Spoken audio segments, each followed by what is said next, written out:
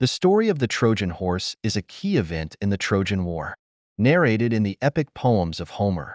After 10 years of siege, the Greeks, unable to conquer Troy by force, resorted to a cunning strategy devised by Odysseus. This plan finally allowed them to overcome the city's impregnable walls. The Greeks built a gigantic wooden horse, hollow inside, large enough to house a group of their best warriors. They pretended to withdraw from the siege, leaving the horse at the gates of Troy as a supposed offering to the goddess Athena, the city's protector. The Trojans, convinced that the Greeks had left and that the horse was a divine gift, decided to bring it inside the city as a trophy.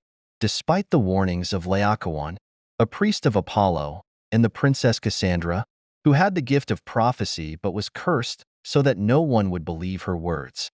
Ignoring these warnings, the Trojans brought the horse into the heart of the city and celebrated what they believed was the end of the war. They indulged in a night of feasting and celebration, convinced of their victory.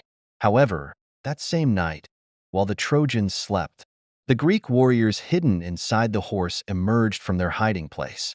Stealthily, they descended from the horse, killed the guards, and opened the city gates, allowing the Greek army, which had returned under the cover of night, to enter.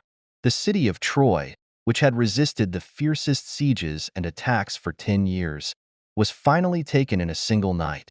The Greeks set the city on fire, massacred many of its inhabitants, and enslaved the survivors. Among the victims were King Priam and many of the Trojan heroes. That night marked the end of Great Troy, which fell not by the force of arms, but by a deception that history would never forget. The Trojan horse not only represents the end of a war, but it has become a symbol of cunning and human ability to triumph with ingenuity, where brute force has failed. Homer reminds us, through this story, that sometimes the greatest danger is not found on the battlefield, but in the gifts that, seemingly harmless, conceal the greatest threats. Thus, Troy, the proud and invulnerable city, was defeated by its own trust in what appeared to be a divine gift.